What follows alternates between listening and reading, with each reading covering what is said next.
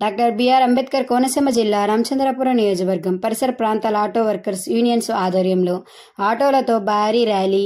Free bus వలన రోడ్డున పడిన ఆటో వర్కర్స్ని ప్రభుత్వం ఆదుకోవాలని all India road transport workers federation నాయకులు Nookala Balaram, Ramachandrapuram town president Akumathi Suribabu, town secretary Kandavelli Pardhu, town joint secretary Bola Balaraju మాట్లాడుతూ రాష్ట్ర ప్రభుత్వం ఆగస్టు 15 నుంచి మహిళలకు ఉచిత బస్సు ప్రయాణం ప్రారంభించింది. దానికి మేము వ్యతిరేకం కాదు. కానీ ఈ నేపథ్యంలో ఆటో కార్మికులకు ప్రత్యామ్నాయ ఉపాధి అవకాశాలు కల్పించాలని, సంవత్సరానికి ప్రతి ఆటో డ్రైవర్కు వాహన మిత్ర 30,000 ఇవ్వాలని అన్నారు.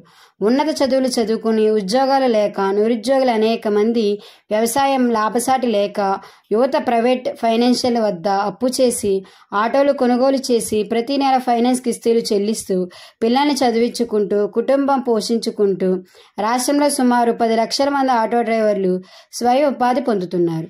ఆగస్టు 15 నుంచి మహిళలకు రాష్ట్ర ప్రభుత్వం ఉచిత బస్సు ప్రయాణం కల్పించడం వల్ల ఆటో కార్మికులు కిరాయిలు తగ్గినాయి.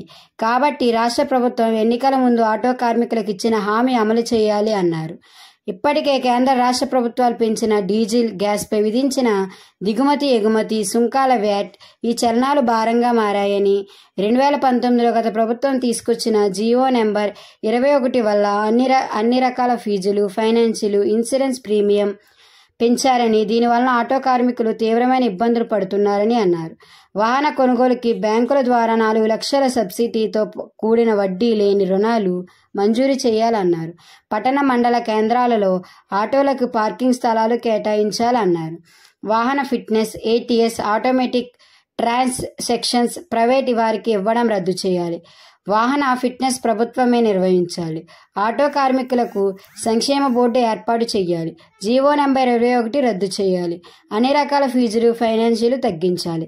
కేంద్ర ప్రభుత్వం తీసుకొచ్చిన న్యాయ సంహిత డ్రైవర్లకు భారీ ఫైనాన్షియల్, జైలు శిక్షలు, BNS 106(1)(2) సెక్షన్ రద్దు చేయాలని డిమాండ్ చేశారు. నా పేరు Nookala Balaram, all India road transport workers federation all India council member. నేను ఈరోజు డాక్టర్ బిఆర్ అంబేద్కర్ కోనసీమ జిల్లా రామచంద్రాపురంలో భారీ ర్యాలీ ఆటో వర్కర్లతో. కారణం ఏంటంటే ఈ రోజున ఫ్రీ బస్సు పెట్టారు.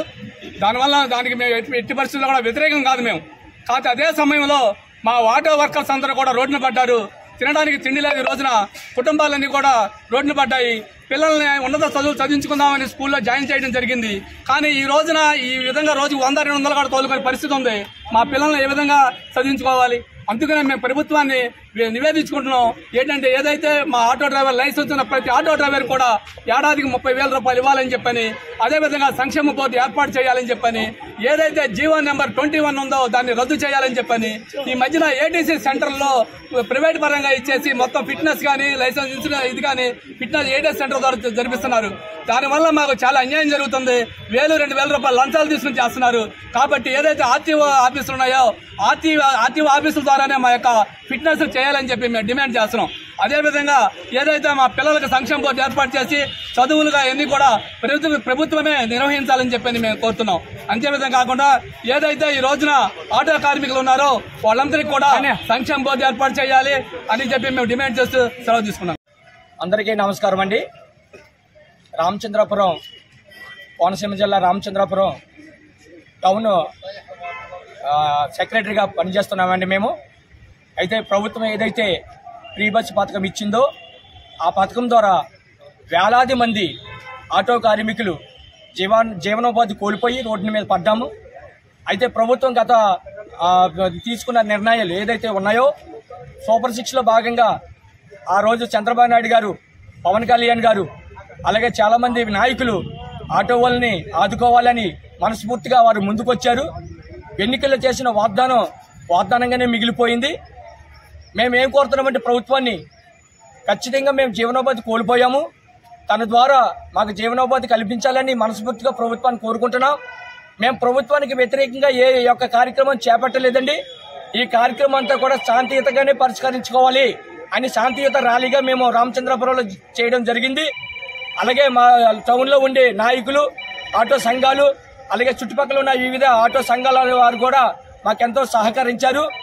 అలాగే మా యొక్క రామచంద్రపురం నియోజకవర్గంలో ఉన్న మంత్రి గారు ఏదైతే ఉన్నారో ఆయన కూడా ఆటో యొక్క సమస్యల కొరకు ఆయన కూడా పోరాడుతున్నారు. మాకు మాట ఇచ్చారు. అలాగే మేము కూడా ఈ యొక్క సంవత్సరానికి 30,000 రూపాయలు ఇవ్వాలని ప్రభుత్వాన్ని డిమాండ్ చేస్తున్నాం. అలాగే కొన్ని మాకు వ్యతిరేకంగా చట్టాలు కొన్ని అయితే పెట్టారు. అలాగే 21G1 రద్దు చేయాలని మనస్ఫూర్తిగా కోరుకుంటున్నాం. అలాగే ఏటీసీ సెంటర్ రద్దు చేయాలని కోరుకుంటున్నాం.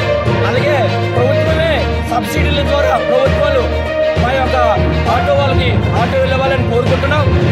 నిన్నటి వరకు అయితే ప్రైవేట్ ఫైనాన్షియల్ ద్వారా మేము ఇప్పటి వరకు నష్టపోతూ ఉన్నాం. అలాగే ఎలాగ అప్పులు చేసి కుటుంబాన్ని వెలపించుకుంటుంటే ఈ తరుణంలో ప్రభుత్వం ఫ్రీ పథకం పెట్టింది. దాని ద్వారా రాష్ట్ర వ్యాప్తంగా అనేక మంది లక్షల ఆటో డ్రైవర్లు ఉపాధి కోల్పోయి రోడ్ల మీద పడ్డారు. కాబట్టి ప్రభుత్వమే మాకు ఈ యొక్క ఆటో వాళ్ళందరికీ కూడా న్యాయం చేయాలని మనస్ఫూర్తిగా కోరుకుంటూ సెలవు తీసుకుంటున్నాను.